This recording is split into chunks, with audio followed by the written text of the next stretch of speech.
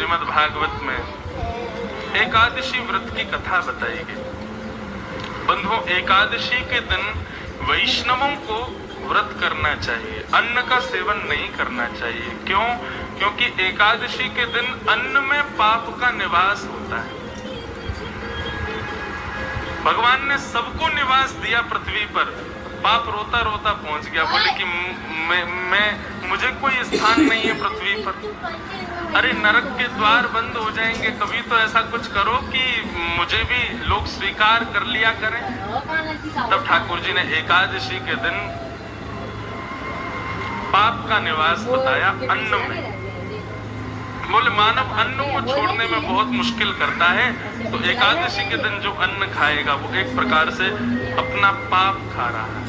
अच्छा, पाप खा रहा है का मतलब अन्न खाने से पाप लग जाता है? नहीं, आपने जो पूर्व में पाप किए हैं और वो आपके किसी तीर्थ यात्रा आदि करने से वो पाप नष्ट हो गया, और यदि आपने एकादशी के दिन अन्न पाया तो वो नष्ट हुआ पाप पुनः जीवित हो जाता है। ये है एकादशी का महत्व। लेकिन आप सब उड़िया निवासी हो, श्री जगन्नाथ जी में तो एकादशी उल्टी पड़ी हुई है। यहाँ तो एकादशी के दिन जबरदस्ती भात और खवाया जाता है, खाओ। यहाँ पर एकादशी नहीं है। लेकिन बंधुओं, आपको एक बात पता है, ठाकुर जी जिस नियम को जहां तोड़ते हैं ना, किसी ना किसी रूप में उसको पूर्ण जरूर करते हैं। साल भर में जितनी एकादशी आती है हमारे जगन्नाथ जी एक बार में ही कर लेते हैं। कब? जब स्नान पूर्णिमा के बाद ठाकुर जी बीमार होते हैं और कितने दिन के लिए मंदिर बंद रहता है, उतने दिन तक ठाकुर जी दाल भात नहीं खाते, ठाकुर जी का भोग नहीं लगता। पूरे दिन ठाकुर जी केवल और केवल वो पीते हैं, काढ़ा पीते हैं। तो ऐसा माना जाता है कि श्री जगन्नाथ जी के साल भर की एकादशी तभी हो जाती है। ठाकुर जी इतने दिन व्रत करते हैं, अन्न तो खाते नहीं, तो उनकी एकादशी हो जाती है उतने दिन में। बहुत सुंदर सुंदर भाव हैं जगन्नाथ जी के। बोले जगन्नाथ जी इतना दाल भात खाते हैं, इतना दाल भात खाते हैं कि उनका जो है पेट खराब हो जाता है।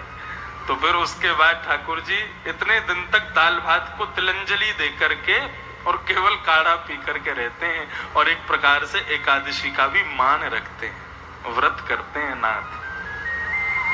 तो इसलिए वैष्णवों को चाहिए कि एकादशी का व्रत तो किया करें। उस दिन अन्न का सेवन नहीं करना चाहिए, वर्ज्य माना गया है।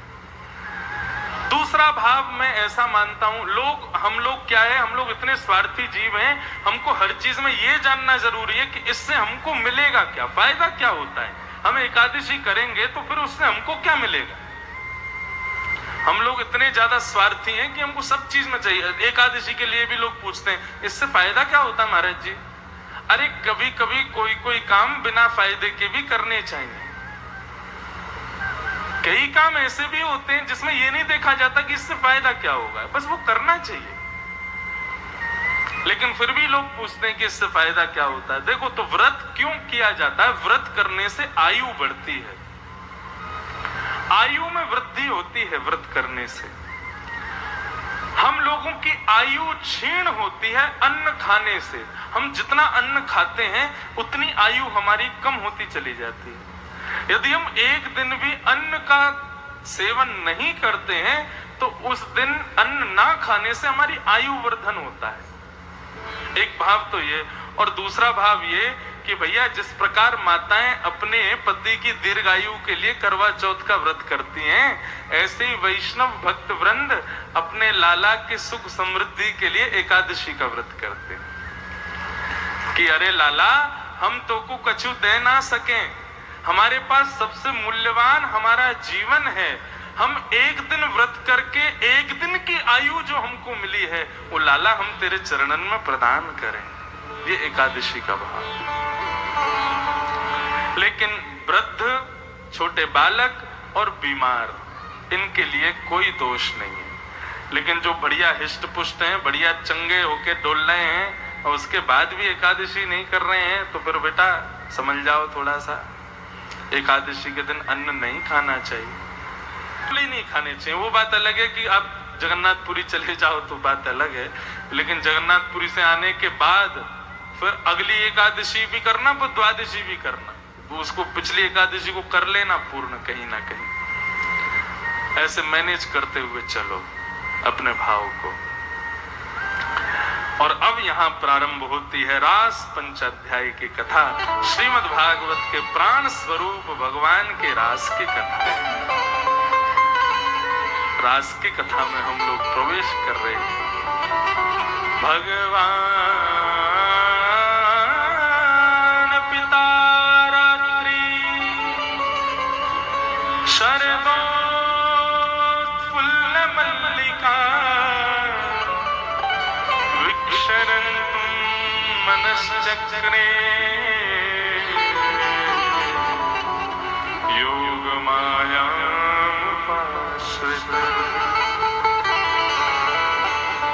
भगवान पितारात्रि शरदोत्फुल्ल मल्लिका विक्षरन्तुम मनश्चक्रे योग मायाम उपाश्रित। बंधुओं, रास क्या है पहले ये समझो। बहुत ध्यान से सुनिए सब लोग, इधर देखो, ध्यान से श्रवण करो। रास, इसके मध्य में विराजमान जो आ की मात्रा है, यदि उसको हटा दिया जाए तो क्या बचेगा? रस। रस और रास दो भाव है। रस किसे कहते हैं और रास किसे कहते हैं, इतना यदि समझ लिया तो रास समझ में आ जाएगा। फिर आपके मन में कभी भी संशय नहीं उत्पन्न होगा कि ठाकुर जी ने गोपियों के संग रास क्यों किया। कई लोगों के मन में आज तक संशय होता है। अभी एक, आज वैसे मैंने प्रश्न पत्र पढ़े नहीं, कल पढ़ दूंगा सारे, लेकिन एक व्यक्ति ने कुछ कहा है। हाँ, मेरा प्रश्न ये है कि उत्सव मनाने के लिए क्या इस प्रकार आशीर्वाद फेंक फेंक कर देना उचित है? ये गोकुल नहीं है, आज का समय है, हर कोई एक दूसरे का छीनने में लगा है। ऐसा करके किसी का भाव आया। देखो, आपके भाव को प्रणाम करते हैं जिन्होंने भी लिखा है, लेकिन ठाकुर जी के जन्मोत्सव की बधाई आपको विशेष व्यक्ति मानकर के हाथ में बड़ी धीरे से दी जाए तो वो बधाई नहीं मानी जाती। बधाई तो लुटाई जाती है, जिसके अधिकार की होगी वो ले लेगा उसको। बधाई तो लुटाई जाती है, और ये लूटना और लुटाना, ये दो अंतर। देखो, लूटना वैसे एक प्रकार से गलत माना जाता है। जैसे हमने कहा अरे उसने उसको लूट लिया, तो सुनने में लगता है अरे राम राम राम, लूट गया बेचारा। लेकिन ठाकुर जी के भाव में बोले क्या लूट रहे हैं? बोले बधाई लूट रहे हैं ठाकुर जी के जन्मोत्सव की। तो यहाँ लूटना भी भक्ति माना जाता है। यहाँ पर आप इसमें भी यही भाव देखो। आप कितने बड़े बड़े लोग उस दिन यहाँ खड़े थे, कोई धनवान होगा, कोई करोड़पति होगा, कोई खरबपति होगा, लेकिन खरबपति लोग भी ठाकुर जी के जन्मोत्सव पे दे लुटाई और एक दूसरे पे कूद रहे हैं, छीन रहे हैं, ले रहे हैं। यहाँ पर आप अपनी प्रभुता ही छोड़ रहे हो। ये गोकुल नहीं है, ऐसा तो मानना ही नहीं, आपकी दृष्टि में नहीं होगा। लेकिन भागवत जिस दिन विराजमान हो जाती है, उस दिन से ये परिसर, ये राउल केला तो नहीं है, ये तो वृंदावन है, ये तो ब्रजभाव है। और अगर आप अभी भी इसको राउल केला मान रहे हो, राउल केला में कथा आपको समझ में आ ही नहीं सकती। ये कथा के भाव आपको छुएंगे नहीं, आपकी आंखें सजल होंगी नहीं, आपके पैर थिरकेंगे नहीं। ये पैर थिरकना, नेत्र सजल होना, हृदय में ठाकुर जी से मिलन की उत्कंठा आना, ये तो केवल और केवल ब्रज में हो सकता है। और कथा जहां जाती है वो ब्रजी हो जाता है। ये ब्रज वृंदावन है, कल के बाद राउल केला है, लेकिन अभी तो ये वृंदावन है। परसों आओगे ना तो यहाँ बैठने का मन नहीं करेगा आपका। और परसों की क्या कह रहे हो, कल 10:30 बजे के बाद 12 बजे यहाँ बैठ के दिखा देना आप। आपका मन लगेगा, मन करेगा भाई मुझे कुछ हो रहा है, मेरा मन बहुत उच्चाटित हो रहा है, मुझे लेके चलो यहाँ से। क्यों? 7 दिन तक तो तुम यहीं झूमे थे, अब क्या हुआ? क्योंकि इस प्रांगण को वृंदावन बनाने वाला ये भागवत ग्रंथ अब यहां से प्रस्थान कर चुका है, अब ये राउल केला ही है। इसलिए ये भाव तो कथा में कहीं भी हो, ये तो रखना ही नहीं कि हम छत्तीसगढ़ में सुन रहे हैं, उड़ीसा में सुन रहे हैं, बंगाल में सुन रहे हैं, या उसके किसी विशेष क्षेत्र में सुन रहे हैं, शहर में सुन रहे हैं। कथा होने के बाद तो वो वृंदावन ही है, ये वृंदावन है बंधुओं।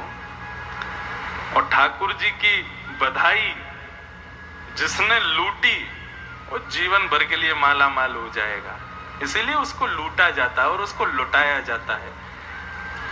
दूसरा भाव एक और था कि भाई ये भाव भी आता है कभी कभी कि लुटाया हमने चरणों में गिरता है, ठाकुर जी का प्रसाद है। तो देखो ठाकुर जी की निर्माल्य वस्तु ठाकुर जी के प्रांगण में यदि चरणों में गिरे तो उसका दोष नहीं होता। ऐसे तो श्री जगन्नाथ जी के अब लोग वहां भीतर से तुलसी लुटा रहे हैं और भीतर से मालाएं फेंक रहे हैं, खूब पैरों में गिरती हैं, लेकिन मंदिर प्रांगण में, उस पवित्र प्रांगण में उसका दोष नहीं माना जाता। हाँ, वो बात अलग है, आप इस प्रांगण से बाहर गए और वहां जाकर के आपने ठाकुर जी के प्रसाद को गिराया और उस पर पैर रख दिया तो उसका भी पाप नहीं लगता। उससे होता क्या है, उससे पुण्य खत्म होते हैं, पुण्य क्षीण होते हैं। तो ये तो पावन पवित्र है और ठाकुर जी की बधाई तो लुटाई ही जाती है। रस में और रास में भेद क्या है, मैं ये बता रहा हूं। रस किसे कहते हैं? आप लोग पहले दिन कथा सुनने के लिए आए तो फिर दूसरे दिन क्यों आए कथा में? 7 दिन की कथा थी, एक ही दिन सुन लेते, दूसरे दिन से अपने घर में काम देखते, अपना कारोबार देखते, अपना सब कुछ देखते, लेकिन आप क्यों आ रहे हो? मुझे गोपाल जी बार बार कहते हैं, हमारे रिश्तेदार नातेदार राउल केला के लोग जो नहीं भी आ पाए थे वो YouTube पे देख के उनको लगा भाई इससे वंचित नहीं रहना, वो भी भागे सुनने के लिए। क्यों? क्योंकि आपको कथा में रस आया था, आपको कथा में स्वाद आया था, भले ही कान से ले रहे थे लेकिन स्वाद आ रहा था, कथा में सुख मिल रहा था। ये रस आना, स्वाद आना, ठाकुर जी की कथा में सुख मिलना, ये सब कुछ रस है। जहां आप ठाकुर जी से मिलने के लिए जाते हो, ठाकुर जी का सुख रस लेने के लिए जाते हो, वो रस है। लेकिन इस रस को लेते लेते लेते तुम्हारे भीतर का गुल्ला जब रसयुक्त हो जाएगा, तब उस रसगुल्ला को खाने ठाकुर जी तुम्हारे पास आ जाएं तो वही रास है। नहीं समझे अभी बात? हम ठाकुर जी से मिलने जाएं वो रस है और ठाकुर जी हमसे मिलने आए वो रास, बस यही अंतर है। हम जगन्नाथपुरी जामें वो रस है, लेकिन श्री जगन्नाथ जी हमारे पास अपने आप आ जाएं ये रास है, ये अपने आप आ रहे हैं, बस यही अंतर है। लेकिन रास की परिस्थिति होती कब है? जब सामने वाला भक्त रस युक्त हो जाता है। उसने इतना रस लिया, इतनी कथाएं सुनी, इतना वृंदावन गया, इतना रस में सराबोर हो गया कि उसके रस को चखने के लिए जगन्नाथ जी खुद को रोक नहीं पाए, पहुंच गए उसके यहाँ, वो रास। एक भक्त की कथा सुनाता हूं, उसका नाम था भोंदू। क्या नाम था? भगवान का एक मित्र था, उसका नाम था भोंदू। आज से 100 वर्ष पहले वृंदावन में एक गौड़िया वैष्णव संप्रदाय के गुरुजी हुए, उनका नाम स्मरण नहीं है।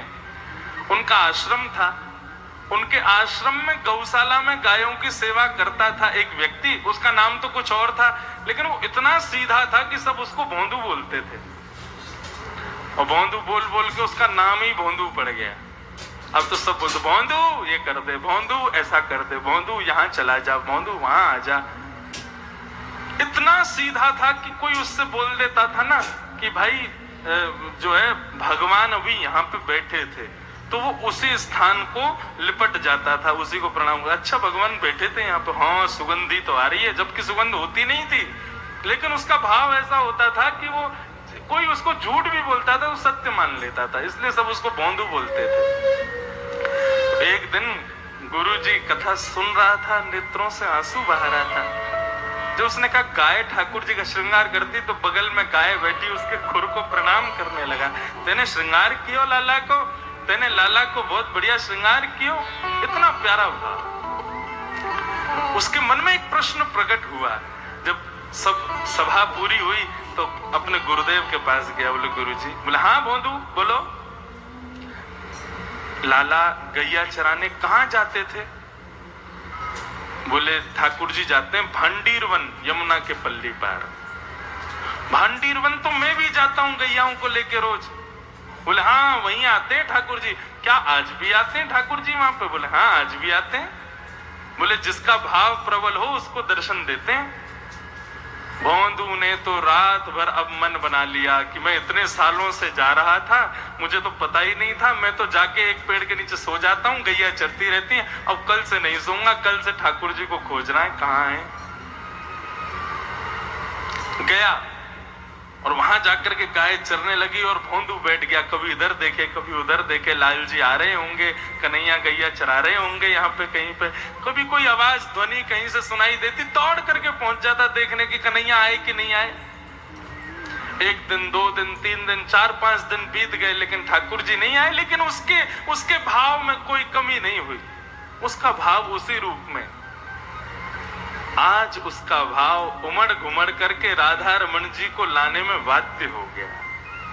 आज ठाकुर जी का मन नहीं लग रहा मंदिर में। बोले ये भोंदू रोज जाता है, रोज खोजता है मुझे, चलो आज इसको दर्शन देते। भोंदू एक वृक्ष के नीचे बैठा था, तभी उसने देखा दूर से धूल उड़ती हुई आ रही है। और वो धूल कुछ और नहीं, सामने से असंख्य गायों का झुंड आ रहा है, उनके पैरों से धूल उड़ रही है। भोंदू देखने लगा तो देखते ही देखते उन विशाल गौवंश के मध्य में जैसे ही कुछ गायों ने अपना मार्ग प्रशस्त किया, तो मध्य में श्याम सलोने ठाकुर जी पीतांबरी पहने हुए, अपने हाथ में लकुट लिए, गैया चराते हुए, इधर उधर हाँकते हुए, गैयान को मधुर स्वर मुख से निकालते हुए, सुंदर मुस्कनिया के साथ में उसके करीब आ रहे हैं। जब उसने ठाकुर जी को देखा, रूप माधुरी देख करके मेरो मन गिरधर छवि पे अटक्यो, ललित त्रिभंगी चाल पे चल के चिबुक चारु गड़ी ठटक्यो, मेरो मन गिरधर छवि पे अटक्यो। जैसे ही ठाकुर जी उसके समीप से निकलने लगे, भोंदू गया जाकर के उनके रूप माधुरी को देखने लगा। बोले आप यशोदा के लाला हो ना? बोले हाँ हम यशोदा के लाला हैं। तू कौन है? बोले मोए तो सब लोग प्रेम से भोंदू बुला में। ठाकुर जी ने जैसे उसका नाम सुना खूब जोर से हंसे। बोले वाह भैया तेरो नाम बड़ो प्यारो, भोंदू? बोले हाँ मुझको सब भोंदू बोले। आपके दर्शन की बहुत इच्छा थी, बहुत वर्षन से आपके दर्शन की अभिलाषा थी। आज मेरी मनोकामना पूरी है गई ठाकुर जी, आ जाओ मेरे पास बैठ जाओ। ठाकुर जी बैठ गए। ठाकुर जी को निहार रहा है, उनके नेत्रों को देख रहा है, कितने सुंदर हैं। चांद सा सलोना मुख, लटली आंखें, तिरछी कटारें, ओ आंखें जादू भरे दो नयन,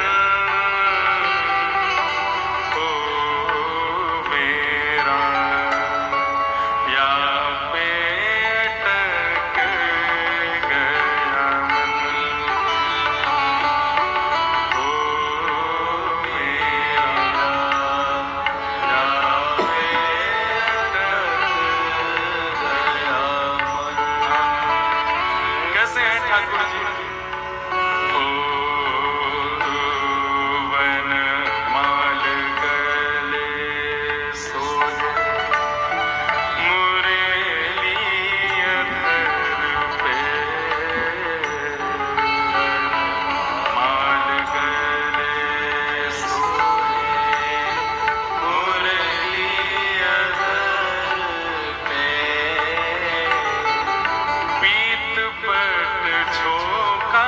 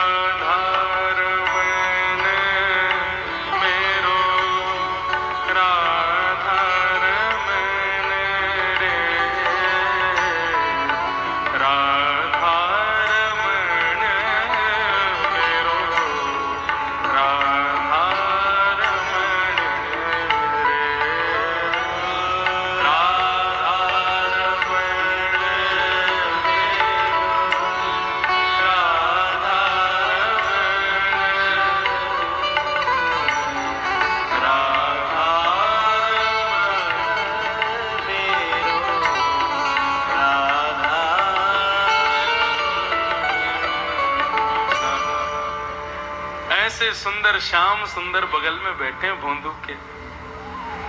भोंदू कभी उनकी आंख देख रहा है, कभी नाक देख रहा है, कभी होठ देख रहा है, कभी सुंदर कान देख रहा है, सर्वांगीण अंग का दर्शन कर रहा है। ठाकुर जी बोले,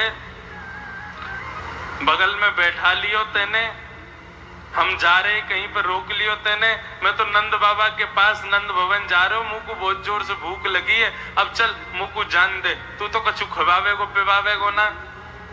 बंधु बोला, अरे नहीं नहीं ठाकुर जी, मैं भी लाया हूं भोजन, आप पाना चाहोगे तो देख कार और जल्दी निकार, भोजन के काज तो सदा हम तो तैयार हैं। इतने में ही भोंदू ने सूखी रोटी और सूखी रोटी पे गुड़ रख करके ठाकुर जी को दे दियो।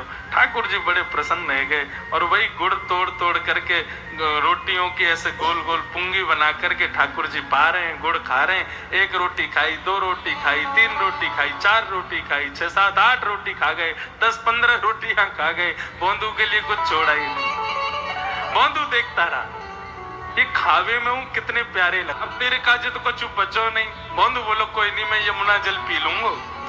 लाला कल से एक काम करियो, ज्यादा सी सामग्री लियो, तू भी खावेगो मैं भी खाएंगे, दोनों संग संग खाएंगे। बोले ठीक है। अब तो भोंदू गया महाराज, रात्रि में उसने अपने गुरुजी को कुछ नहीं बताया, उसको लगा सबको भगवान मिलते होंगे, मैं ही अभागा हूं जो मुझे इतने दिन बाद मिले हैं। उसको लगा ये विद्यालय में जितने लोग हैं गुरुजी सबको ठाकुर जी के दर्शन हुए, मुझे ही सबसे लेट हुए होंगे, उसको ऐसा लगा। उसने किसी से कुछ नहीं कहा। दूसरे दिन रसोई घर में बोला, आज कम से कम 25-30 रोटी दो। रसोईया बोला, भोंदू इतनी रोटी ले जा कहां जाएगा भाई? अरे ले जानी है, बस दे दो। बोले नहीं, पहले गुरुदेव से आज्ञा दिला तब देंगे। अरे भाई तुम भी कैसी बात कर रहे हो? बोले नहीं, पहले गुरुदेव से आज्ञा दिलवाओ। गुरुदेव के पास गया, बोले गुरुदेव रोज तो मैं 15 रोटी ले जाता हूं, लेकिन आज मैं चाह रहा हूं 30 रोटी ले जाऊं। भोंदू 30 रोटी ठीक है, खाने में कोई दिक्कत नहीं, ले जाना, लेकिन इतनी रोटी तुम अकेले खा लो। नहीं अकेला नहीं खाऊंगा ठाकुर जी, गुरुजी वो आते हैं। कौन आते हैं? बोले गोपाल जी आते हैं, नंदन आते हैं, यशोदा नंदन आते हैं। कल इतने भूखे थे, मेरी सारी रोटी खा गए, मैं भूखा रह गया, तो इसलिए मैंने सोचा थोड़ी उनकी ले जाऊं, थोड़ी अपनी ले जाऊं। भोंदू ने जब ये बात कही तो गुरुदेव को उसकी बात पर संशय नहीं हुआ। कोई और बोलता तो मुझे विश्वास नहीं होता, लेकिन भोंदू बोल रहा है। भोंदू झूठ नहीं बोलता। भोंदू कौन आते हैं? यशोदा नंदन आते हैं। अरे गुरुजी, उनमें से ऐसी महक आती है, ऐसा लगता है जैसे चंदन बैठा हो बगल में। उनका अंग ऐसा, मैं तो छू भी नहीं पा रहा था, इतना कोमल अंग, उनके दांत ऐसे, उनकी मुस्कान ऐसी, और आंखों की तो पूछो मत, मैं 2 बार तो मूर्छित हो गया था देखते देखते उनको। ऐसी काली काली सुंदर जुल्फे हैं उनकी, ऐसा मुकुट पहनते हैं, ऐसे कटाक्ष भरे नेत्रों से देखते हैं। ठाकुर जी कभी किसी को सीधे नहीं देखते। इतनी बार भागवत में आदि जगह पढ़ा है, हर जगह ठाकुर जी का यही भाव लिखा है, ठाकुर जी ऐसे टेढ़ी नजर करके ऊपर तिरछे नेत्रों से देखते हैं। क्यों? बोले सीधे आंखन को तू झेल ही नहीं पावेगो, तो तिरछी आंखन नहीं झेल ले मेरी ने। समझ में आई बात? बोले तू तिरछी आंखों को ही झेल ले, बहुत बड़ी बात है, सीधी आंख तू झेल ही नहीं पाएगा। इतने भयंकर ठाकुर जी के कटाक्ष नेत्र हैं, इतने सुंदर हैं ठाकुर जी के नेत्र। ठाकुर जी के रूप माधुरी का वर्णन कर रहा था और यहाँ सदगुरुदेव भगवान के नेत्र सजल हो रहे थे। बोले ये भोंदू है, इसने कोई धर्मशास्त्र नहीं पढ़े, इसने कभी भागवत गीता अध्ययन नहीं किया, इसने कभी किसी ठाकुर जी के रस रूप का कभी चिंतन वर्णन किया नहीं है, सुना नहीं है, लेकिन आज ये बोल रहा है और ऐसे रूप का वर्णन कर रहा है जो हम वर्षों से पढ़ते आ रहे हैं, हमने भी कभी नहीं किया। निश्चित ही इसको ठाकुर जी का दर्शन हुआ है। उन्होंने कुछ नहीं कहा, उन्होंने कहा भोंदू अपने गोपाल जी तेरे सखा हो गए? बोले हाँ मुझसे सखा बन गए, कल मेरे गलवैया में हाथ डाल के बैठे थे, वो जैसे जैसे बतावे गुरुजी उतना रोमे। और कहें तो कल एक काम करोगे? बोले क्या? अपने गोपाल जी को लेकर के यहाँ आश्रम पे आओ, उनको यहाँ लेके आओ। अरे गुरुदेव मैं लेके आऊं? बोले हाँ, वो तो आपके बुलावे से वैसे ही आ जाएंगे। बोले नहीं आएंगे, तुम लेके आना। आप तो मिले होंगे ना कई बार उनसे? हाँ भोंदू मिले हैं, लेकिन तुम लेके आना। भोंदू बोला अरे मैं तो जरूर लेके आऊंगा। भोंदू तो नाचने लगा। आज 30 रोटियां लेकर के गया, जाकर के अपने स्थान पर बैठ गया, ठाकुर जी की प्रतीक्षा करने लगा। ठाकुर जी अपने समय से आ गए, आकर के बोले भोंदू आज तो बहुत ही भूख लग रही है, जल्दी खोल। भोंदू ने रोटियां खोली, सुंदर गुड़ आदि लेकर, आज कुछ ज्यादा सामग्री लाया था, ठाकुर जी को दिया। लो प्रभु पाओ प्रेम से। ठाकुर जी रोटी खाने लगे। भोंदू बोला सरकार एक निवेदन करूं? ठाकुर जी बोले बोलो। तुम मेरे सखा हो ना? बोले हाँ मैं सखा हूं तेरा। तो मेरी एक बात मानोगे? बोले कहा। मेरे गुरुदेव तुमको देखना चाहे, मेरे गुरुदेव ने आज्ञा करी है कि कल मैं आपको लेके गुरुदेव के पास चलूं, वहीं आश्रम में ही बढ़िया रोटी पाएंगे, वहीं आनंद करेंगे। आप मेरे संग चलोगे ना? ठाकुर जी बोले भोंदू देख तू हमारो मित्र है, तू हमारो सखा है, तू जो कहेगो सो करेंगे, लेकिन तेरे गुरुदेव के पास नहीं जाएंगे।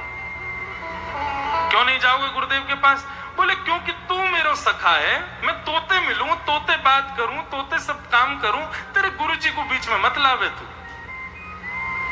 भोंदू बोला अरे वो मेरे गुरुजी जिनने मोकू आपके बारे में बतायो, आपको परिचय करायो, वो गुरुजी बुला रहे हैं, वो तो मुंह से भी बड़े हैं, आप चलो ना। ठाकुर जी बोले सब करेंगे लेकिन गुरुजी के पास नहीं जाएंगे। नहीं जाओगे? बोले नहीं जाएंगे। आखिरी बार पूछ रहा हूं नहीं जाओगे? बोले नहीं जाएंगे। उसने सारी रोटियां बांधी। बोले तो फिर अब भोजन भी नहीं मिलेगा आपको। और ठाकुर जी के हाथ में जो रोटी थोड़ी सी बची हुई थी वो भी छीन ली उनसे। ये भी तो ये गुरु जी के घर की रोटी है, जब गुरु जी से नहीं मिल रहा तो उनके यहाँ की रोटी क्यों खानी? और सुनो कल से अपनी गैया लेके वहां जाया करना, यहाँ आना नहीं, ये मेरी जगह है। यहाँ मैं अपनी गैया लेके आता हूँ, मेरी गैयाओं को दिक्कत होती है जब आपकी गैया आ जाती है, तो कल से यहाँ मत आना। ठाकुर जी बोले ऐसे क्यों कर रहे हो? बोले या तो कहो कि गुरु जी के पास चलोगे, नहीं तो आपकी और मेरी आम पाम 100 साल की कुट्टी, आपकी और मेरी कट्टी है जाएगी।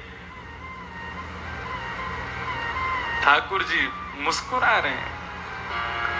बोले अरे भोंदू तेरे तो सखा है ना, हम तो से तो मिले, अब गुरु जी से मिलवावेगो, परसों कहेगो मेरे विद्यार्थी विद्यालय के उनसे मिलो, फिर वाके बाद कहेगो मेरे पड़ोसी उनसे मिल लो, वाके बाद कहेगो उनसे मिल लो। बोले मैं कोई से नहीं मिलवाऊंगो, लेकिन मेरे गुरु जी से मिलो। ठाकुर जी बोले हम नहीं मिलेंगे। तो ठीक है फिर या तो अभी उठ के चले जाओ, और नहीं जा रहे हो तो मैं जा रहा हूं यहां से। और भोंदू ने उठाया अपना सारा सामान, अपनी गैया इकट्ठी करी और ठाकुर जी से बोले अब आज के बाद दिखना नहीं हमको, हम जा रहे हैं। ठाकुर जी बार बार करें भोंदू रुक जा, अरे भोंदू ने बात तो सुन, अरे भोंदू ऐसे मत करे, लेकिन बोलो कि एक ही बात पे पीछे मुड़ के देखूंगा कि मेरे गुरुदेव के पास जाओगे कि नहीं जाओगे। भोंदू चलने लगा, थोड़ी दूर पहुंचा, थोड़ी दूर और पहुंचा। जैसे ही भोंदू बिल्कुल गायब होने वाला था, बहुत दूर पहुंचने वाला था, श्री राधा रमन जी से रहा नहीं गया। हमारे जगन्नाथ महाप्रभु व्याकुल हो गए। बोले मेरा भोंदू मुझसे दूर जा रहा है, मेरा सखा मुझसे दूर जा रहा है। दौड़ने लगे ठाकुर जी और दौड़ करके गए और भोंदू के पीछे कंधे पर जाकर के लद गए। बोले तुम मुझको छोड़ के जाएगो? बोले तो पहले बताओ चलोगे मेरे गुरु जी के पास? बोले चल ऐसे ही लेके चल, चलेंगे तेरे गुरु, और आज ही चलेंगे चल। और भोंदू अपने पीठ पर लटका करके ठाकुर जी को लेकर के आया, अपने गुरुद्वार पर आकर के, अपने गुरु घर पर आकर के कीर्तन करने लगा, गुरु जी जल्दी बाहर आओ, देखो कौन आया। जैसे ही गुरुदेव आए, उन्हें 50 साल से तपस्या में लगे हैं, 50 सालों से ठाकुर जी का चिंतन कर रहे हैं, आज तक कभी अनुभूति नहीं हुई। आज जैसे ही अपने कक्ष से बाहर आए तो क्या देखा? गौशाला में गायों की सेवा करने वाला, सना रहने वाला, गोबर में संलिप्त रहने वाला, भोला भाला बिल्कुल अनपढ़ गंवार भोंदू, और उसके कंधे पर श्री जगन्नाथ जी लटके हुए गुरुदेव के द्वार पर आए। गुरुजी ने बाहर आकर के ठाकुर जी को देखा, देख करके एक बार तो मूर्छित हो गए, इतने सुंदर जब होश में आए तो होश में आकर के देखा एक तरफ भोंदू, दूसरी तरफ ठाकुर जी खड़े हैं। ठाकुर जी मंद मंद मुस्कुरा रहे हैं, नेत्रों से आंसू बहाने लगे। गुरुदेव ने हाथ जोड़ के प्रणाम किया और प्रणाम करके दंडवत करना था ठाकुर जी को, लेकिन दंडवत किया भोंदू को। बोले तुझे प्रणाम करता हूं, तेरी सरलता को, सहजता को, तेरे इस सीधेपन पर ठाकुर जी रीझ गए। हम इतने ज्ञानी विद्वान, हमसे ठाकुर जी कभी नहीं मिले और तेरे पास देख कितने प्रेम से आ गए तेरे साथ। तो ये है रास, ये रस नहीं है, ये रास है। और ये रास की स्थिति तब होती है जब व्यक्ति बिल्कुल निर्मल हृदय से ठाकुर जी को पुकारे। हमारे भीतर अब भी यदि कुछ विकार हैं और हम ठाकुर जी को, जगन्नाथ जी को पुकार रहे हैं, वो रस का भाव है, लेकिन हम विकार बिल्कुल निकल जाएं हृदय से, सहज हो जाएं, सरल हो जाएं। बंधुओं, एक बात लिख लीजिएगा अपनी डायरियों में या फिर अपने चित्त पर, ठाकुर जी की प्राप्ति में विद्वान होना, ठाकुर जी की प्राप्ति में अत्यंत पवित्र होना, ठाकुर जी की प्राप्ति में बहुत साधना का होना, व्रत नियम आदियों का होना जरूरी नहीं है। ठाकुर जी की प्राप्ति में केवल और केवल दीन हो जाओ, सरल हो जाओ, सहज हो जाओ, ठाकुर जी मिल जाएंगे। उनको दीन बहुत प्रिय है, दीन वत्सल है वो, दीनों पर कृपा करते हैं। हाँ हाँ, मलुकदास जी का एक भाव है, भाई नाही बंधु नाही, कुटुंब कबीलो नाही, ऐसो कोई मित्र नाही, जासो कछु कीजे, दीन बंधु दीना नाथ, दीन बंधु दीना नाथ, मेरी सुध कीजे, दीन बंधु दीना नाथ, मेरी सुध कीजे, दीन के कृपालु दाता, दीन के कृपालु दाता, मोह पे कृपा कीजे, दीन बंधु दयालु दाता, मोह पे कृपा कीजे, दीन बंधु दीनानाथ। श्री जगन्नाथ महाप्रभु की, दीन बंधु दीनानाथ की जय।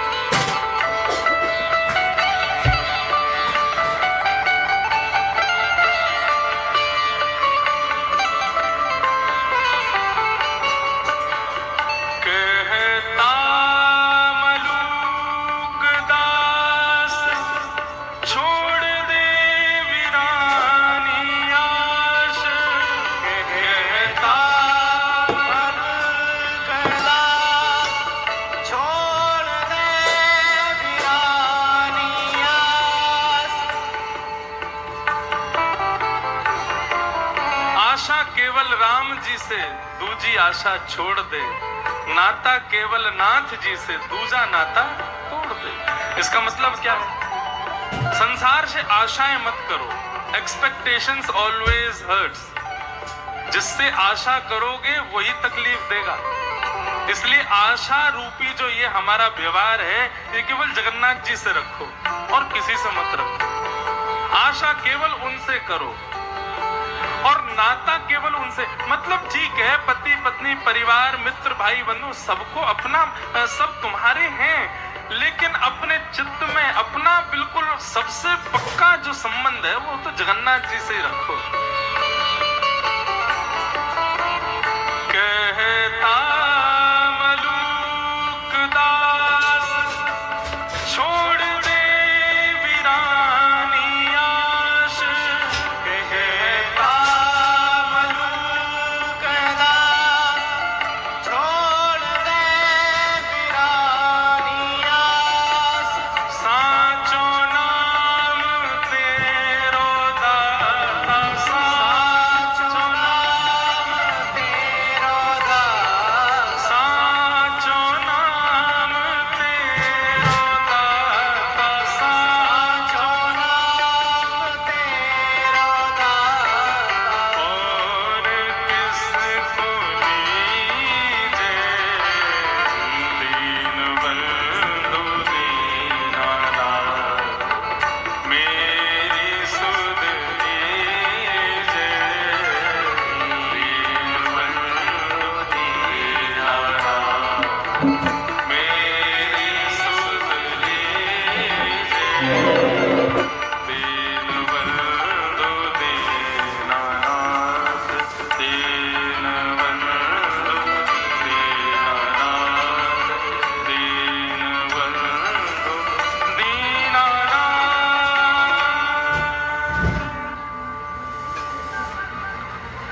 तो दीन बनो, ठाकुर जी को वो बहुत प्रिय है।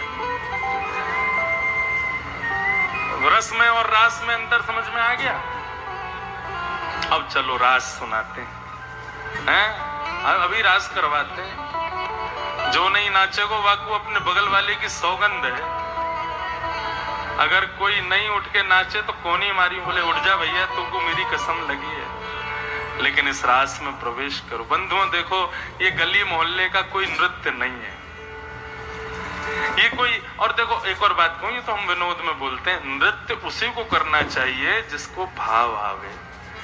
ऐसा नहीं कि जब सब नाच रहे तो हम भी नाच लें, ऐसा नहीं। कुभाव से इस सेवा को मत करना, भाव से करना। पहले रास को समझो ये क्या है। भगवान ने जब चीरहरण किया गोपियों का, तो गोपियों को ठाकुर जी ने आज्ञा दी थी कि हम शरद पूर्णिमा की रात्रि पर आप लोगों के संग रास विहार करेंगे। गोपियां तब से प्रतीक्षा कर रही हैं। बंधुओं, ये गोपियां कौन हैं? ये सब त्रेता युग के दंडकारण्य वन के संत जन हैं, जिनको राम जी का दर्शन नहीं हुआ था। राम जी जब रावण को मार करके वापस आने लगे, तब हनुमान जी बोले प्रभु, दंडकारण्य वन के संत इंतजार कर रहे हैं आपका, चलेंगे?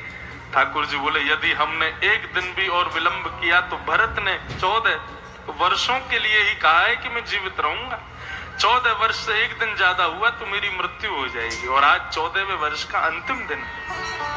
यदि आज हम अयोध्या नहीं पहुंचे तो भरत जी महाराज जीवित नहीं रहेंगे। इसलिए दंडकारण्य वन के संतों को आप मेरा प्रणाम निवेदन करके उनको एक और सुझाव दे देना। क्या?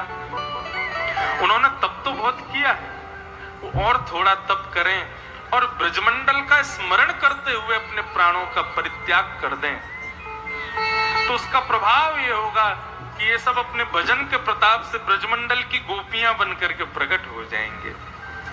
और जब मेरा प्रादुर्भाव ब्रज में होगा, तब मुझे देखते ही इन सबको अपने पूर्व जन्म की कथाएं याद आ जाएंगी कि हम दंडकारण्य वन के संत थे, ठाकुर जी हमको दर्शन नहीं दिए थे। और जब हम कृष्ण स्वरूप में आएंगे तो अभी तो केवल इनको दर्शन मिलेगा, लेकिन जब ये द्वापर में इस गोपी बन के आएंगे तब तो हमको छुएंगे भी, हमारे गले में गलवैया भी डालेंगे। एक प्रियतमा और एक प्रियतम जैसे आपस में विहार करते हैं, वैसा सुख इन संतों को मिलेगा। इसलिए मेरा ये निवेदन इनको कर दो कि ये सब ब्रजमंडल की गोपी बन करके आओ। तो ये ब्रज की जो गोपियां हैं, ये सब दंडकारण्य वन के संत हैं। इनकी प्रतीक्षा अभी की नहीं है, युगों की है ठाकुर जी से मिलने की। ठाकुर जी ने कहा हम शरद पूर्णिमा पे मिलेंगे। जैसे ही शरद पूर्णिमा का चंद्रमा उदित हुआ, गोपियां अपने अपने कार्यों में लगी है। कोई गौ दोहन कर रही है, कोई हलवा बना रही है, कोई अपने बालक को दूध पिला रही है, कोई अपना श्रृंगार कर रही है, कोई स्नान कर रही है, कोई पति को भोजन करा रही है। सब अलग अलग कार्यों। शरद पूर्णिमा के चंद्रमा को देख करके गोपियों के हृदय में भाव उत्पन्न हुआ, ये तो हमारे मिलन की बेला आई है। लेकिन अब भी गोपियां सब अपने कार्यों में ही हैं। कोई भी गोपी जा नहीं रही है ठाकुर जी से मिलने के लिए। ठाकुर जी वन में जाकर के विचार करते हैं, एक भी गोपी नहीं आई अभी तक। ओ मानिना है, कई लोग मानिना होते हैं, उनको निमंत्रण दे दो, कथा में आना है, कार्ड भिजवा दो, 7 दिन तक नहीं आएंगे। आपको कभी मिल जाए, आप पूछना भैया 7 दिन कथा में नहीं आए आप? बोले उनका कार्ड तो आ गया था लेकिन फोन नहीं आया था। और हम कार्ड से आने वाले हैं, हमारी वैल्यू केवल कार्ड तक रह गई, फोन तो किया ही नहीं हमको। कई लोग ऐसे होते हैं, लेकिन ऐसे लोगों को कथा वथा समझ में आती नहीं है। जो बिना निमंत्रण के आते हैं ना, उनको आती है कथा समझ में। शादी में निमंत्रण से जो आते हैं उनका पेट थोड़ी भरता है, जो बिना निमंत्रण के डोल रहे होते हैं उनका पेट भरता है। उनसे पूछ लो क्या बना था ब्याह में, कौन सी डिश बनी थी, सब पता है उनको। बिना निमंत्रण के आना चाहिए ठाकुर जी के उत्सवों में तो। लेकिन यहाँ गोपियां इंतजार कर रही हैं कि शरद पूर्णिमा की रात्रि तो आ गई, लेकिन कन्हैया का निमंत्रण अभी पूर्ण रूपेण प्राप्त नहीं हुआ है। जय भगवान विराज। मानिना है गोपियां। तभी ठाकुर जी ने अपनी वंशी को निकाला और अपने अधर पर धारण करके जब उसमें प्राण पिरोए तो बाज उठी वंशी वृंदावन में। और कृष्ण प्रेम में उन्मुक्त गोपियां जो कृष्ण की प्रतीक्षा कर रही हैं, जैसे उन्होंने उस वेणु के रौ को सुना, वेणु की ध्वनि को सुना, उनको ये नहीं लगा कि कोई साधारण ध्वनि, कोई साधारण राग मालिकाएं बजाई जा रही हैं। उनको ऐसा लगा मानो ये ध्वनि कान में आकर के कह रही हो, गोपी चल, कन्हैया तेरो इंतजार कर रहे हैं। और गोपी अपने यथावत काम को जिस स्थिति में है तभी छोड़ करके दौड़ती है कृष्ण से मिलने। ये स्थिति है, तभी रास होता है बंधुओं। गोपियों ने ये भी विचार नहीं किया कि मैं जो काम कर रही हूं उसको व्यवस्थित तो कर जाऊं, नहीं, जैसा है वैसा ही छोड़ के भागी ठाकुर जी से मिलने के लिए। कोई गोपी सीरा बना रही थी, डालनी थी चीनी, लेकिन इतने में ही वंशी बच गई तो नमक डाल के भाग गई। कोई गोपी श्रृंगार कर रही थी तो श्रृंगार वस्त्र पहन रही थी, तो वस्त्र पहनते पहनते उसको ये भी भान नहीं रहा वेणु की ध्वनि से कि मैंने उल्टे वस्त्र पहन लिए। अंज लोचने, कोई गोपी अपनी आंख में काजल लगा रही है, लेकिन तभी वेणु रौ कान में आता है तो एक आंख में काजल लगाया, दूसरी में लगाया ही नहीं। दौड़ी, किसी गोपी ने समझाया, बोले अरे देख तू ऐसी कानी लग रही है, एक आंख में काजल है, दूसरी में तो है नहीं, लगा के तो आ।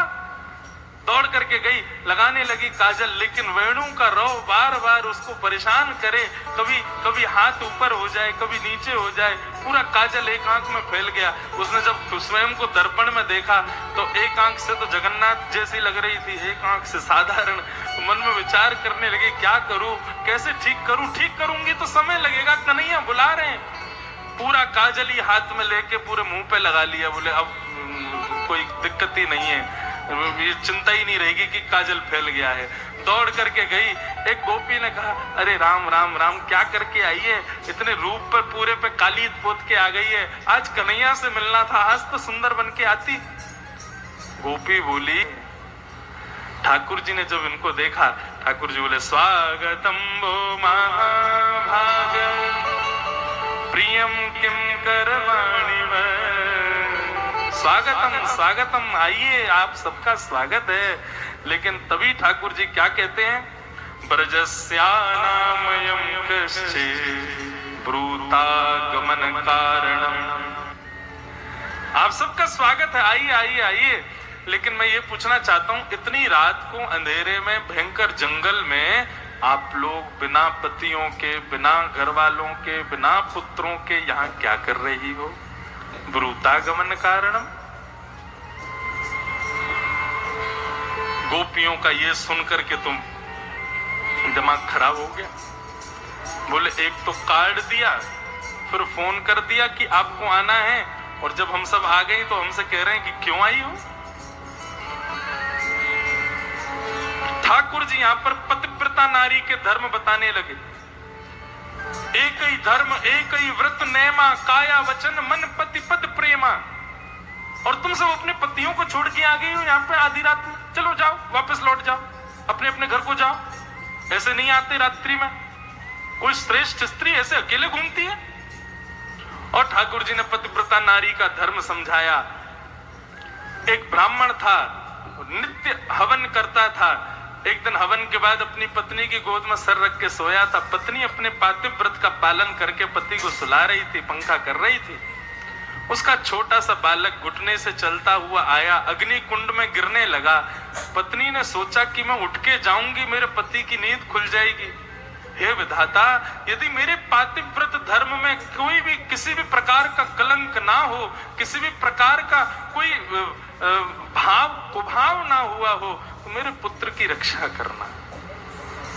जैसे ही वो बालक अग्नि कुंड में गिरा, थोड़ी देर बाद पति के नेत्र खुले। पत्नी दौड़ करके गई तो जाके देखा तो पता है अग्नि के अंगारे फूल बन गए और वो बालक वहां खेल रहा था।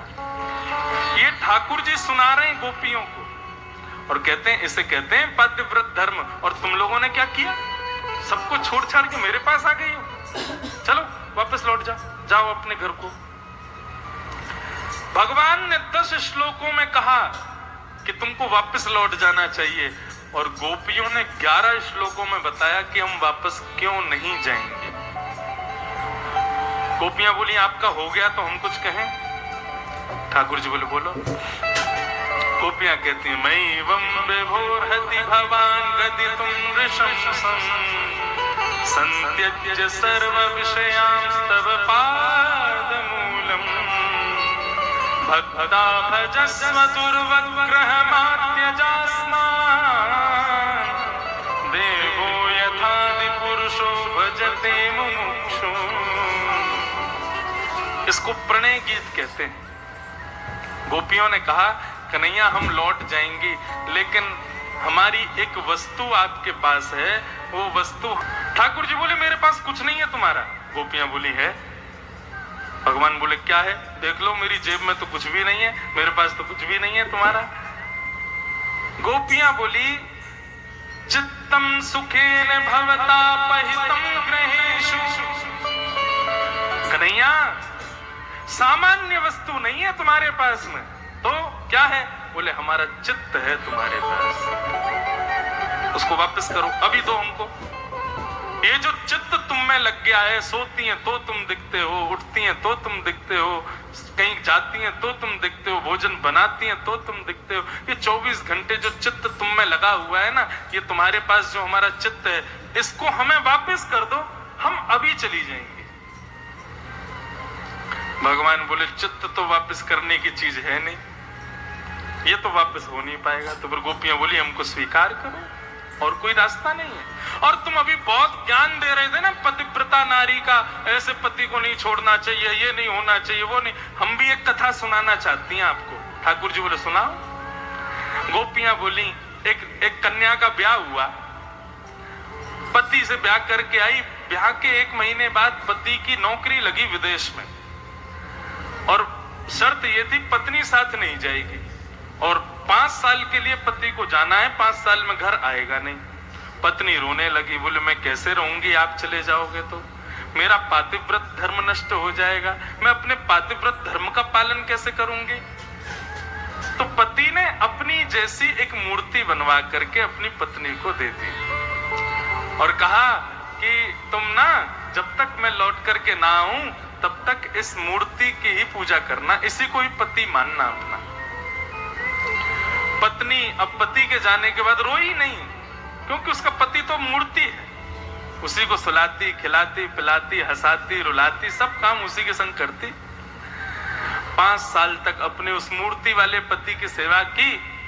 5 साल बाद एक दिन रात में अपने पति को, मूर्ति वाले पति को सुला रही थी, इतने में ही असली पति आ गया और उसने आके गेट खटखटाया, खोलो, अब बताओ कन्हैया क्या करना चाहिए।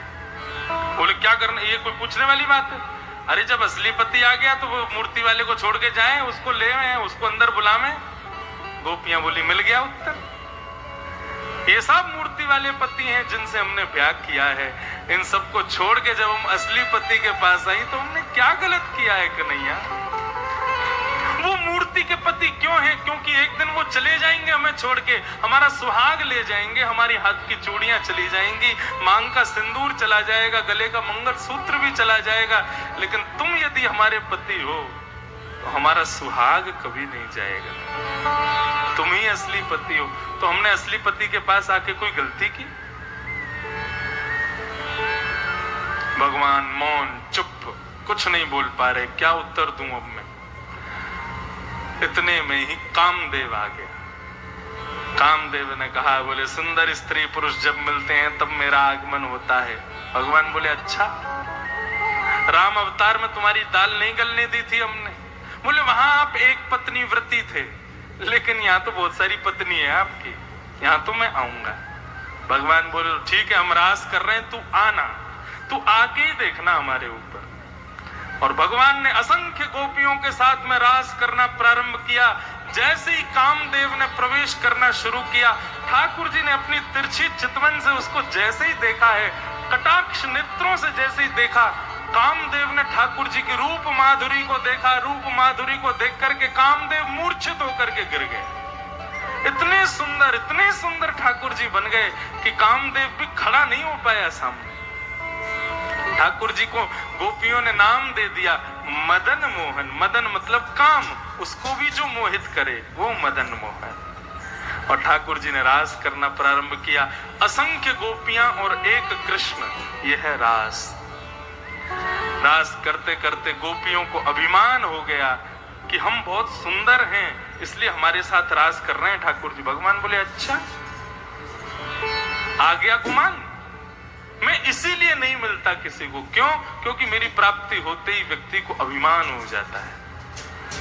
बंधुओं, हमारे जीवन में ठाकुर जी आए नहीं है, लेकिन ठाकुर जी अपने भजन के बल से, भक्ति के बल से, कथा के बल से, सेवा के बल से भी यदि आ जाते हैं ना, तो भी हम अभिमान कर लेते हैं। मैं तो इतनी माला रोज करता हूँ, मैं तो इतनी परिक्रमा करता हूँ गिरिराज जी की, मैं तो इतनी कथाएं सुनता हूँ, मैं तो खाटू श्याम जी में ऐसे ऐसे मैंने वो किए हैं, मैंने तो इतने सारे वो किए हैं।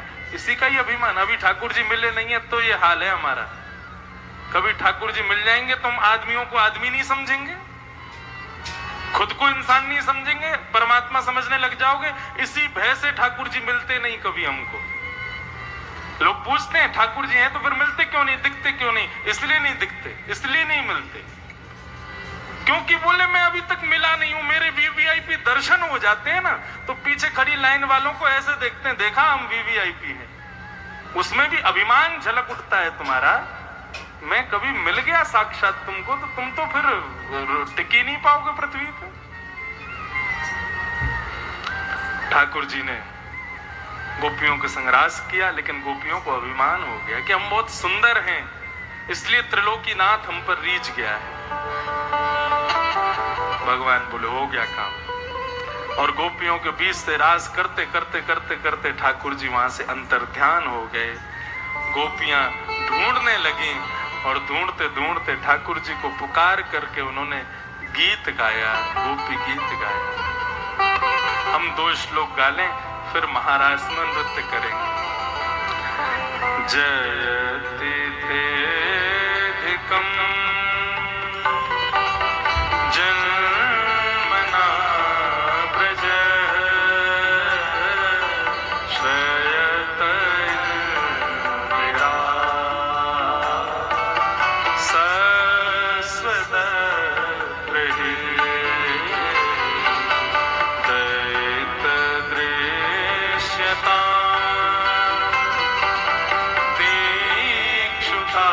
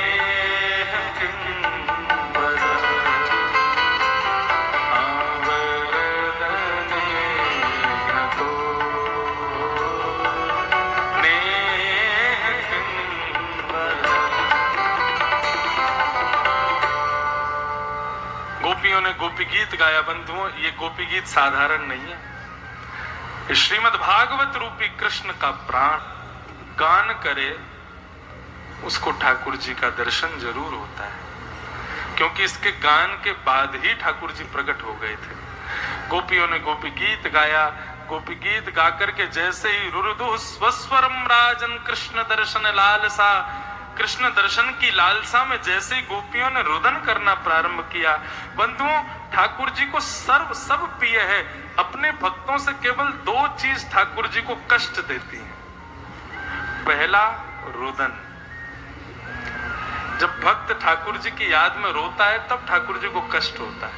और दूसरा, जब वो भक्त अपने आप को अनाथ कहता है कि मेरा कोई नहीं है ठाकुर जी, केवल आप हो, मेरा कोई नहीं है, जब इस बात को कहता है तब ठाकुर जी को कष्ट होता है। ठाकुर जी कहते हैं हर जगह नाथ के रूप में विराज रहा हूं, द्वारिका नाथ, बद्रीनाथ, जगन्नाथ, रंगनाथ, श्रीनाथ।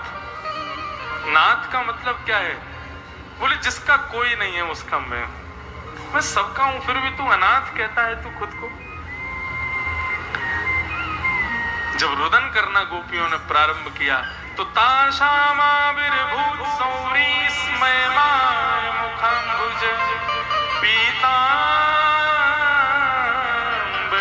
श्रृग्वी साक्षान् मन्मथ। ठाकुर जी प्रकट हो गए। जैसे ही ठाकुर जी प्रकट हुए, दौड़ करके सब गोपियों ने ठाकुर जी को पकड़ लिया। किसी ने ठाकुर जी की पीतांबरी पकड़ी, किसी ने धोती पकड़ी, किसी ने पैर पकड़े, किसी ने हाथ पकड़े, किसी ने केश पकड़े। क्यों? बोले कहीं फिर से नहीं भाग जाए, इसलिए पकड़ लिया। गोपियों का अभिमान दूर हुआ, भगवान प्रकट हुए। भगवान बोले अब अभिमान मत करना। गोपियां बोली हम नहीं करेंगी। तो अब की बार ठाकुर जी ने कहा कि हम एक नहीं अब अनेक हो जाते हैं। जितनी गोपी उतने कृष्ण प्रकट हो गए और प्रत्येक गोपी के साथ एक एक कृष्ण नृत्य कर रहा है। वो था रास और अब हो रहा है महारास। अब जैसे ही महारास प्रारंभ हुआ, कैलाश पे बैठे तपस्या कर रहे शंकर जी से अब रुका नहीं गया। बोले तपस्या सब बाद में करेंगे, हम भी महारास में चलते हैं। दौड़ करके जैसे ही वृंदावन पहुंचे, गोपियों ने रास्ता रोक दिया। बोले कहां जा रहे हो बाबा?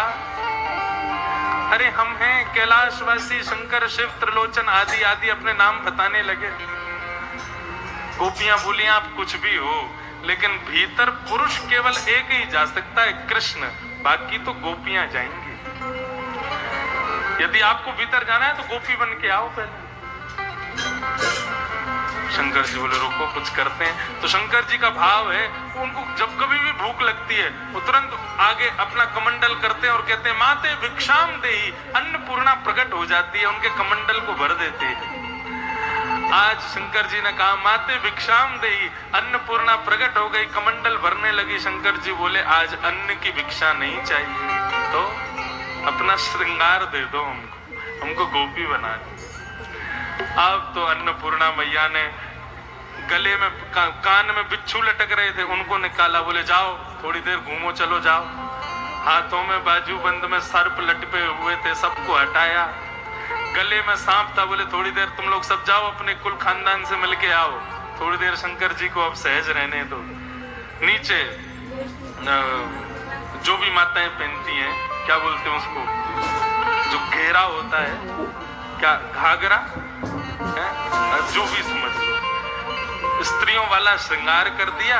बाजू बंद पहनाए, हाथों में कड़ूले पहनाए, कानों में कुंडल, नाक में नथनी, होठों पर लालिमा लगा दी और 2 नेत्र नहीं 3 नेत्रों में काजल लगाया, 2 तो आंखों में, तीसरा माथे पर। सुंदर गोपी बना करके जैसी चुनरी उड़ाई, शंकर जी बोले वाह भैया अब बढ़िया लग रहे हो। बोल गोपेश्वर महादेव की। हमारे वृंदावन में शिव भी गोपी बन के बैठे हैं, गोपेश्वर महादेव नथनी वाले बाबा हैं वृंदावन में। अन्नपूर्णा से बोले कैसा लग रहा हूं मैं? बोले बहुत सुंदर लग रहे हो, जाओ। बड़ी बड़ी मूंछें भगवान शिव की, धम धम धम धम चाल चल करके गए। गोपियों ने कहा दूर से देखियो कोई गोपी आ रही है भयानक सी, इसकी दाढ़ी लटक रही है, मूंछ दिख रही है। जैसे ही समीप गए तो गोपियां बोली पहले रूप दिखाओ। शंकर जी बोले तुम देख ही नहीं पाओगी। क्यों? बोले जिसके लिए सजे हैं वही देख पाएगा, कोई और देख ही नहीं पाएगा, मूर्छित हो जाएगा। गोपी बोली नहीं, रूप तो दिखाना पड़ेगा। शंकर जी ने जैसे ही अपना पल्लू ऊपर किया, मुख देखते ही दोनों गोपियां मूर्छित हो गई। इतने में ही ठाकुर जी ने देखा, अरे भोले बाबा आए, दौड़ करके गए, शंकर जी को लेकर के आए। अब तो आकाश में सूर्य भी नृत्य कर रहा है, चंद्रमा भी नृत्य कर रहे हैं, ब्रह्मा भी नृत्य कर रहे हैं, ऋषि नृत्य कर रहे हैं, नदियां नृत्य कर रही हैं, पूरा ब्रह्मांड नृत्य कर रहा है। ठाकुर जी रास विहार कर रहे हैं। बोल नंद के लाला की जय। ऐसो रास भयो पूरे वृंदावन में, सब नृत्य करने लगे। आकाश में सूर्य, चंद्र, देवता, गंधर्व जन, ऋषि जन, महंत जन, नदियां, पवन, ऋतु, वृक्ष, पहाड़, सब जड़ चेतन आपस में नृत्य कर रहे हैं। क्यों? क्योंकि जगन्नाथ नृत्य कर रहा है, जगत का नाथ नृत्य कर रहा है। ऐसे रास के भाव। बंधुओं, सब लोग चुपचाप बिल्कुल बैठ जाओ, कथा सुनने लगो। अब हम वेट थोड़ी करेंगे कि 5 मिनट में सब बैठो, पानी पियो, पसीना सुखाओ, तब हम कथा सुनाएं। कथा तो चलेगी, इसलिए सब लोग ध्यान से सुनो। हो बन नाचे नटनी को वाली, नंद को किशोर। अभी तो देखो आप लोगों ने अपने तन को नृत्य कराया, ये भजन गाए, कीर्तन गाए, लेकिन हमारे ब्रज का भाव है, इसमें मन नृत्य करेगा। मूल रास का स्वरूप क्या है ये सुनो, बहुत ध्यान से सुनना। ओ बन नाचे नचनी को वाली, नंद को किशोर।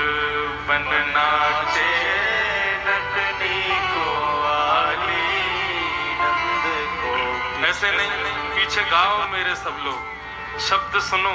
इसका इतना सुंदर भाव है कि सुन के आनंद आ जाएगा। ओ बन नाचे नटनी को वाली, नंद को किशोर। बन नाचे नटनी को वाली, नंद को किशोर। ओ राधे जगत नचायो तेरी, बहु की मरोड़। राधे जगत नचायो तेरी, बहु की मरोड़। राधे जगत नचायो तेरी, बहु की मरोड़ रे। बन नाचे नटनी को वाली, नंद को किशोर। इस भाव में राधा रानी और ठाकुर जी दोनों आपस में बात कर रहे हैं। किशोरी जी कह रही हैं बन नाचे नटनी को। नटनी को मतलब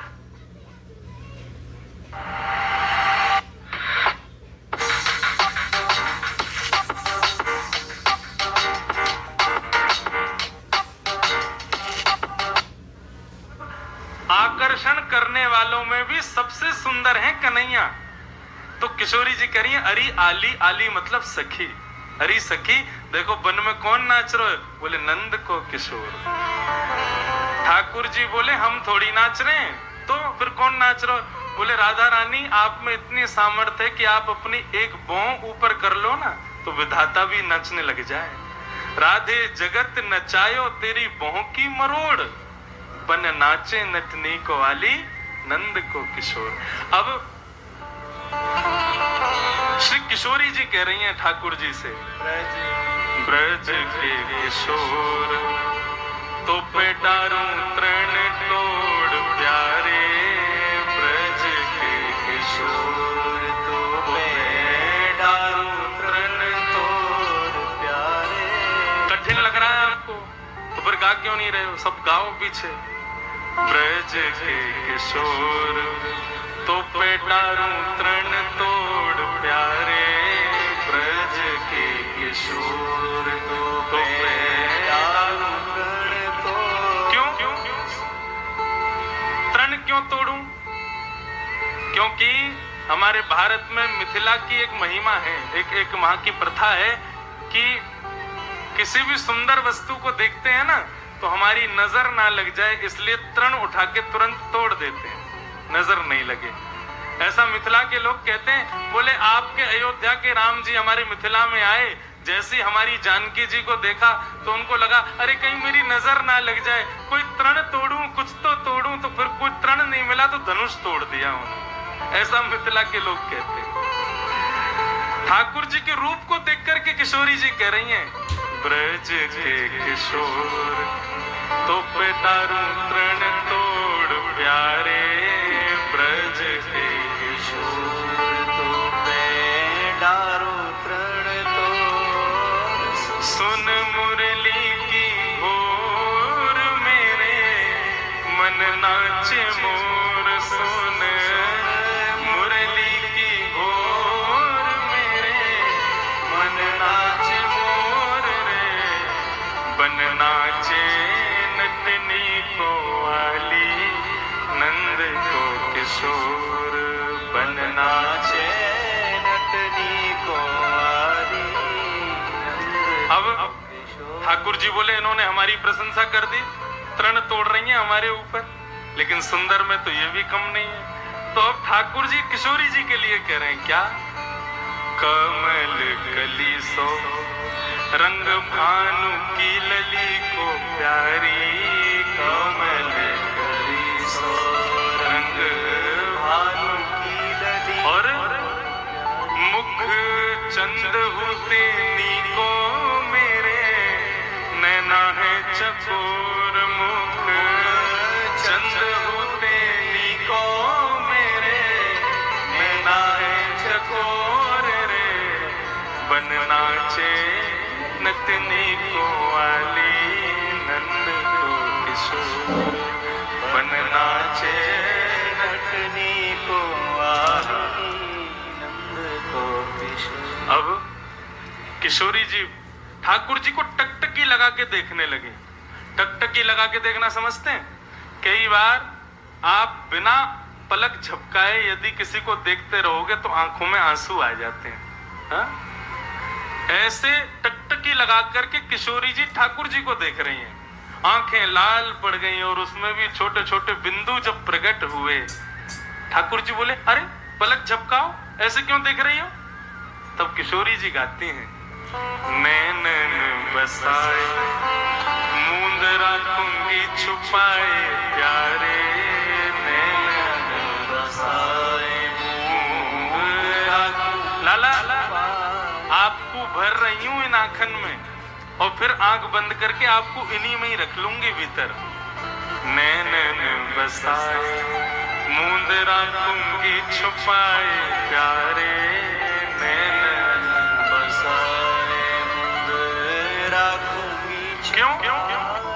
कहीं भाग न जाए मेरी मुंदरी को चोर, कहीं भाग न जाए मेरी मुंदरी को चोर। समय नहीं है, नहीं तो कथा सुनाता ठाकुर जी ने मुंदरी कैसे चुराई किशोरी जी के।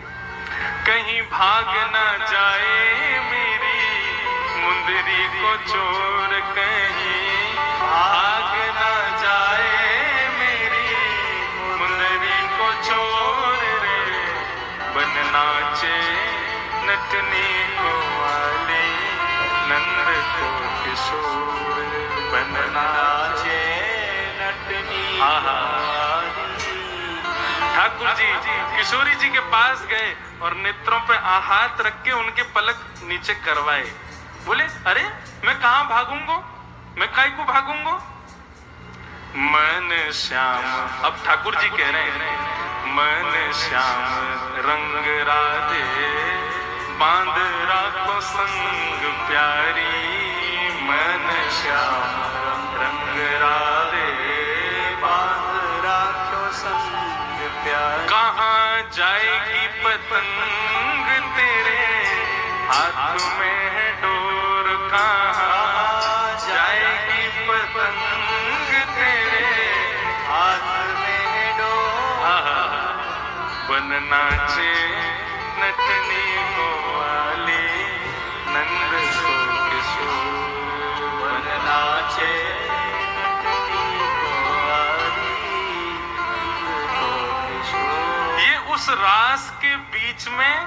किशोरी जी और श्याम सुंदर का निज मिलन है, जो भी हमने सुना है।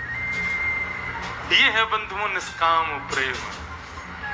ये छोटे छोटे भाव जो किशोरी जी प्रकट कर रही हैं, श्याम सुंदर प्रकट कर रहे हैं, इन भावों में ही सब कुछ विद्यमान है। जब इन भावों में रस आने लग जाए ना, तो समझ लेना अब रास दूर नहीं है हमसे, हम रास से दूर नहीं